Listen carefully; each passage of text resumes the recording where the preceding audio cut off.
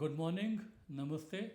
मेरा नाम है लेफ्टिनेंट कर्नल राजेश शर्मा और मैं आज एक बहुत ही इम्पॉर्टेंट टॉपिक पे, बहुत रहस्यमयी भी है, बहुत मिस्टीरियस टॉपिक है, उस पे बात करना चाह रहा हूँ। पुनर्जन्म, रीइंकार्नेशन, ये एक बहुत ही रहस्यमयी और एक बहुत ही मिस्टीरियस टॉपिक है जिस पे आपने एक टीवी प्रोग्राम भी देखा होगा, राज पिछले जन्म का। लोगों के मन में बहुत सारे सवाल उठते हैं जब पुनर्जन्म की बात आती है या पास्ट लाइफ की बात आती है, पिछले जन्म की, कि क्या पिछला जन्म होता है या नहीं होता।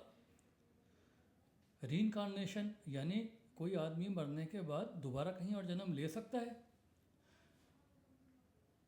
इस बारे में बहुत लोगों के बहुत अलग अलग विचार हैं, है ना। सबसे जो मेजर इसके ऊपर एक थॉट प्रोसेस है, वो डिसाइड होती है कि किसी आदमी के रिलीजियस बिलीफ क्या हैं। जैसे हिंदुइज़्म में गीता में लिखा है कि आत्मा अमर है, मनुष्य बार बार जन्म लेता है, आत्मा वही रहती है, शरीर बदलते रहते हैं। क्रिश्चियनिटी में भी पुनर्जन्म को माना जाता है, इस्लाम में नहीं है। तो इसका मतलब है जिस थॉट प्रोसेस के साथ, जिस बिलीफ सिस्टम के साथ एक बच्चा बड़ा होता है, वो बहुत हद तक ये डिसाइड करता है कि वो इस बात को मानेगा या नहीं मानेगा, उसका विश्वास होगा या नहीं होगा। तो आज हम यही बात कर रहे हैं कि पुनर्जन्म होता है या नहीं होता। तो इस मामले में डॉक्टर राकेश जैन की रिसर्च है, उन्होंने काफ़ी रिसर्च की है इसके ऊपर। बहुत सारे केसेस ऐसे हुए हैं जिसमें लोगों को याद आ गया वो पहले कहाँ पैदा हुए थे, कहाँ मरे, कैसे, क्या क्या हुआ था उनके साथ, उनके घर में कौन कौन था।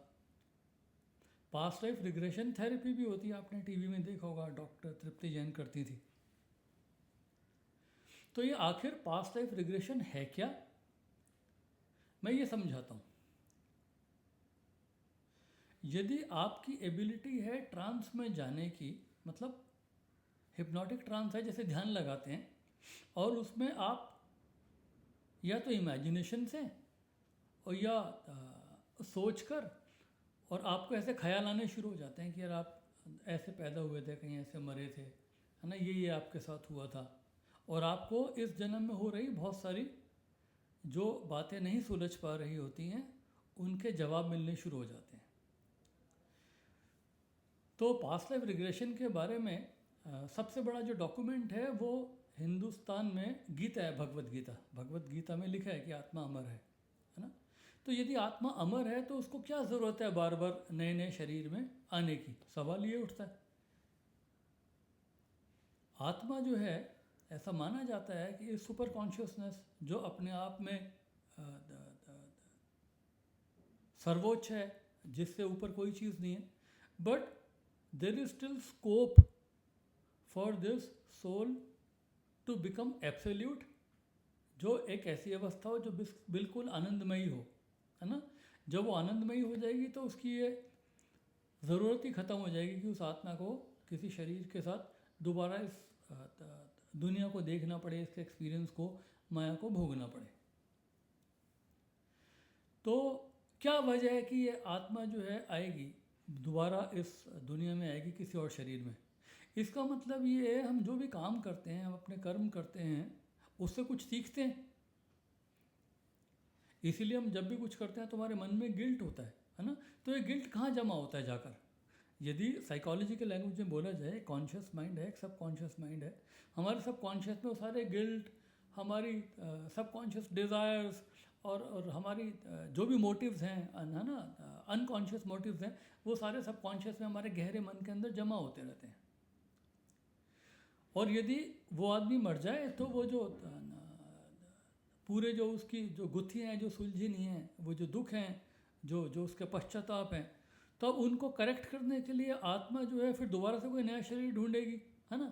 वो बात अलग है कि नए शरीर में जाने के बाद वो आदमी फिर पिछला जन्म भूल जाए और दोबारा से वही गलतियाँ शुरू कर दें। इसका मतलब है it is a continuous process, जिसमें कि एक आदमी की आत्मा रिफाइन होती जाती है, और एक स्टेट ऐसे आती है जब उसको समझ में आ जाता है कि यार मैंने अपना अल्टीमेट जो गोल है वो पा लिया है, now I have become absolute. जो ये आत्मा है एब्सोल्यूट है, उसी को हिंदू धर्म में मोक्ष कहा गया है, साल्वेशन कहा गया है कि जब आदमी जो है जीने और मरने के इस चक्र से आज़ाद हो जाए, है ना। तो जब तक वो चक्र ना आए आदमी का, जब एंड ऑफ दिस विशेष साइकिल ना आए जहाँ से कि मोक्ष की प्राप्ति हो, तब तक ये जन्म पुनर्जन्म का सिस्टम चलता रहता है। ये ऐसा हिंदू माइथोलॉजी और हिंदू धर्म में और क्रिश्चियनिटी में ऐसा माना जाता है ना। अभी यदि हम साइंटिफिकली बात करें तो हिप्नोसिस होती है। हिप्नोसिस के अंदर एक आदमी को रिलैक्स कराते हैं और एक गाइडेड इमेजिनेशन शुरू होती है। जैसे कि हम कोई पिक्चर देख रहे हैं बैठ के, या हम कोई कहानी सुन रहे हैं, कोई दादी कहानी सुन रही है और सुनते सुनते हम अपने ख्यालों की दुनिया में चले जाते हैं, बिल्कुल वैसे ही। इसको टेक्निकल लैंग्वेज में ability to go into trance, ठीक है, उसको कहते हैं सजेस्टिबिलिटी। कोई आदमी कितना ट्रांस में जा सकता है और क्या एक्सपीरियंस कर सकता है। इसका मतलब है जिसने ये एक्सपीरियंस कर लिया उसके लिए तो पास्ट लाइफ होता है, जिसने इसको एक्सपीरियंस नहीं किया उसके लिए नहीं होता है। यदि आपने एक्सपीरियंस कर लिया पास्ट लाइफ, यदि आप ऐसा अनुभव कर पाए कि आप कहीं पैदा हुए थे, मरे, ये हुआ, ये रीज़न था आपके मरने का, तो इसका मतलब ये है, ये बात इम्पॉर्टेंट है ही नहीं एक्चुअली कि पास्ट लाइफ होता है या नहीं होता है। इम्पॉर्टेंट ये है कि क्या मैं उसका एक्सपीरियंस कर पाया, और यदि मैं एक्सपीरियंस कर पाया तो एक ख़ास तरह का ही एक्सपीरियंस क्यों था। यदि इमेजिनेशन थी तो एक ख़ास तरह की इमेजिनेशन क्यों थी, फिर तो कुछ भी हो सकती है इमेजिनेशन, है ना। यदि मैंने एक ट्रांस स्टेट में देखा कि मैं कहीं पर एक साहूकार के घर में पैदा हुआ और लोगों से सूद वसूल करता करता, और बड़ा दुष्ट आदमी था मैं, और करता करता मैं मर गया, है ना, और उसके बाद मैं दोबारा पैदा हुआ हूँ, तो अभी मेरे को लोगों के पैसे देने हैं क्योंकि सूदखोर का बेटा था। तो ये तो है हमारी जो ईगो जो है ना, हमारे अंदर जो ईगो है, ये उसकी एडजस्टमेंट हो रही है बेसिकली जब इस एक्सपीरियंस के साथ, है ना। अब यहाँ पर ये इम्पॉर्टेंट नहीं है कि मैं साहूकार का बेटा था पिछले जन्म में। इम्पॉर्टेंट ये है कि मेरी लाइफ में जो अनरिजॉल्व इशू चल रहे हैं, मैंने उसका जवाब ढूंढ लिया, मेरे को उससे सेटिस्फैक्शन मिल गई है। यदि आप सोच के देखें तो यू विल अंडरस्टैंड कि what I am saying does make sense, है ना। तो इसका जो प्रोसेस है, अगले वीडियो में हम ये बात करेंगे वो प्रोसेस कैसे होता है, क्या क्या होता है, और जो लोग सीखना चाहें उनको सिखाएंगे भी कि पास्ट लाइफ रिग्रेशन थेरेपी कैसे करते हैं। Thank you very much.